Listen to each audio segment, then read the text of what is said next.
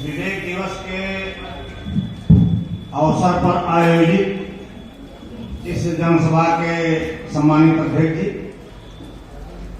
हमारे अध्यक्ष संघ के राष्ट्रीय अध्यक्ष और इस कार्यक्रम के मुख्य अतिथि माननीय शिव कुमार भारती जी, हमारे अध्यक्ष संघ के राष्ट्रीय और प्रांतीय सभी पदाधिकारी और सदस्यगण तथा इस सभा कक्ष में बैठे हुए सभी भाइयों बहनों,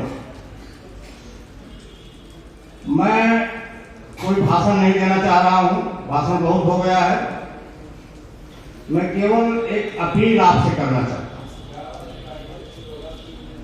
अपील यह है कि आज हमारा समाज पढ़ा लिखा है, मेरा समाज जो आर्यक समाज है वो पढ़ा लिखा हो गया है। आज के 50-60 साल पहले माने हमारे पहले की पीढ़ी जो है वो पढ़ी लिखी नहीं थी, लेकिन उनमें इतनी चेतना थी, इतना उनके अंदर ये भावना जागृत हुई कि हम अपने बच्चों को पढ़ाएं, क्योंकि सम्मान उसी से होता है पढ़ाई लिखाई से। इसलिए उन विचारधारा उनकी जो थी उसकी उत्पत्ति हम लोग हैं, लेकिन उनके और हमारे बीच में कुछ अंतर होना चाहिए। वो पढ़े लिखे नहीं थे, इसलिए उनको जो कहा गया उसको उन लोगों ने माना, और उसी मानने के नाते जो है उनका शोषण हुआ। उनसे कहा गया सभी धर्म के लोगों कि जो हमारी हम कह रहे हैं या जो हमारी धार्मिक पुस्तकों में लिखा हुआ है ये भगवान ने लिखा है, ये हम नहीं कह रहे हैं, ये भगवान ने कहा है। वेद को भगवान ने लिखा है, गीता को भगवान कृष्ण ने लिखा है, इसी तरह से कुरान अल्लाह की को ने पैगंबर को भेजा है उसने लिखा है, और बाइबल जो है ईसाइयों का वो गॉड गिफ्टेड है। माने सारे जो है धर्म की किताबें जो हैं या जो हम कह रहे हैं वो हमने नहीं कुछ कहा, ये ईश्वर ने कहा है। इसलिए न तो आप इस पर शंका कर सकते हैं और न आप इस पर जो है तर्क कर सकते हैं। और कहा जब उनको कोई बात कह दिया जाता था तो उसको मानते थे हमारे पूर्वज। उनसे कहा गया संशयात्मा विनश्यति, जो संशय करेगा उसका विनाश हो जाएगा। संशय नहीं किया लोगों ने, जैसे कहा उन्होंने वैसे किया, और उनका शोषण हुआ, उनका मानसिक शोषण हुआ, जिसके नाते उनका गौरव और सम्मान जो है नगण्य हो गया। उसी गौरव और सम्मान की पुनर्स्थापना के लिए महामना रामस्वरूप वर्मा जी ने 1 जून 1968 को आर्यक संघ की स्थापना की। आर्यक संघ जो है कमेरा समाज के गौरव को पुनर्स्थापित करने के लिए जो है दृढ़ संकल्प है, और उसी दिशा में काम कर रहे हैं। हमारा आपसे निवेदन है, अपील है कि आप जो है आर्यक संघ की जो विचारधारा है जानो तब मानो। पहले किसी चीज को जानिए, इसके बाद उसको मानिए, क्योंकि जो भी पहले लिखा गया है वो सारी चीजें जो है हमको ठगने के लिए लिखा गया, हमको शोषण करने के लिए लिखा गया है। और भाग्यवाद, पुनर्जन्म, स्वर्ग नरक और पाप पुण्य तथा मोक्ष जैसी परिकल्पनाओं में हमको उलझाया गया। और ये भी कहा गया कि भाग्य से ही सब कुछ मिलता है, शिक्षा उच्छा कुछ नहीं मिलता। भाग्यम फलत सर्वत्र न शिक्षा न च पौरुषम, भाग्य से ही सब कुछ मिलता है, पढ़ने लिखने से कुछ नहीं होता है, न परिश्रम करने से कुछ होता है। तो ये हमको उलझाया गया। आज हमारे सामने अपने अस्तित्व का संकट है। आज 50 साल पहले जो पाखंड और अंधविश्वास का प्रचार हो रहा था उससे कई गुना ज्यादा हो रहा है। आज विज्ञान की धज्जियां उड़ाई जा रही हैं। इस देश में जो या पूरी दुनिया में विज्ञान के मानने वालों ने कहा कि 2 चीजें हैं, जीव और निर्जीव। एक जीवित चीज है, जीवित चीज तो निर्जीव हो सकती है, लेकिन निर्जीव चीज जीवित नहीं हो सकती, पूरी दुनिया में कहीं नहीं हुआ। लेकिन आज हमारे लोग जो है पत्थर की मूर्तियों को जीवित कर रहे हैं, प्राण प्रतिष्ठा हो रही है। उसमें प्राण डाला जा रहा है और हम उसको मान भी रहे हैं। हम उसको मान रहे हैं कि पत्थर की मूर्ति जीवित हो गई और इससे हम जो मांगेंगे वो देगी। आप थोड़ा सा विवेक लगाइए कि आज ईश्वर को किस तरह से मानव से भी नीचे किया गया है।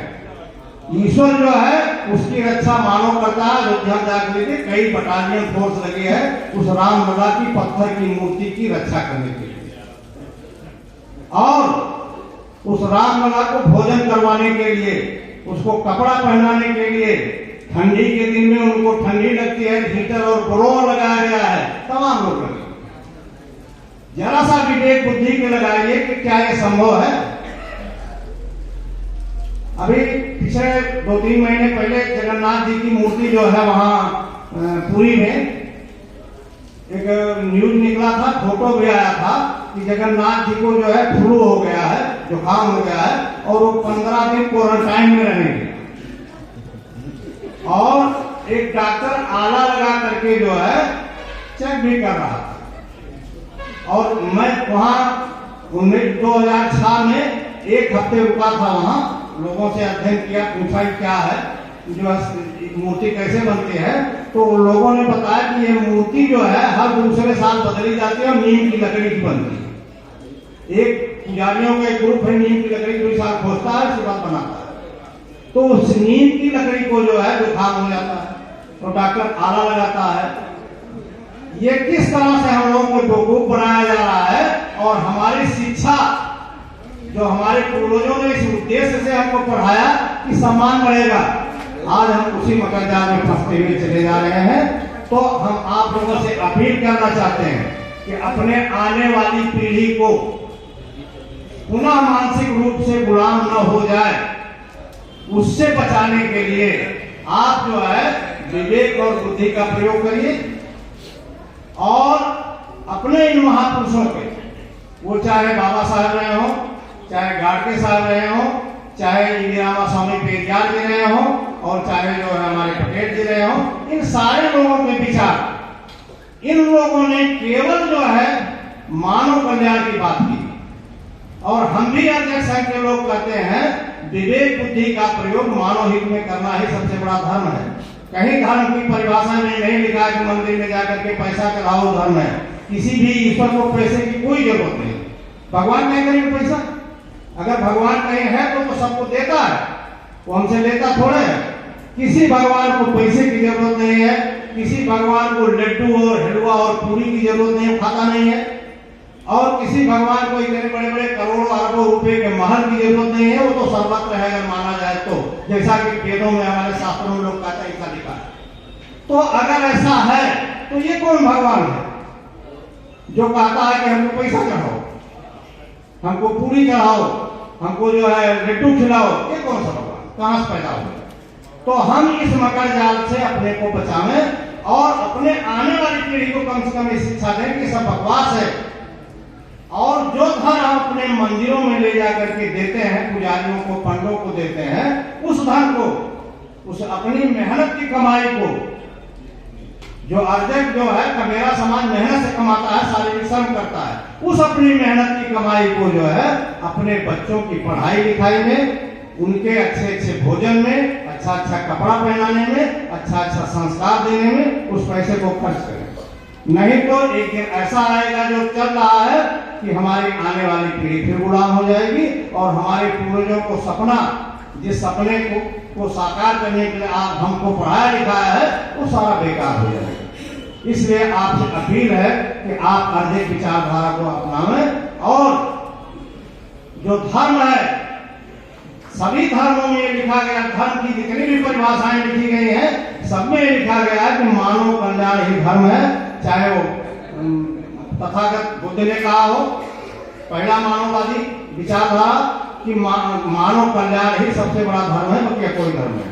चाहे जितने भी हमारे शास्त्रों में लिखा है, जो लोग हमको बेवकूफ बनाते हैं, दूसरा चीज पढ़ाते हैं। वैशेषिक क्रांति के प्रणेता महर्षि कणाद ने लिखा है, जब अकेडियन यशा कीर्ति सधर्मा, जिससे मनुष्य के यश और कीर्ति का विकास हो, मानव सर्वांगीण विकास हो, वही धर्म है। ये सारे जगह लिखा है।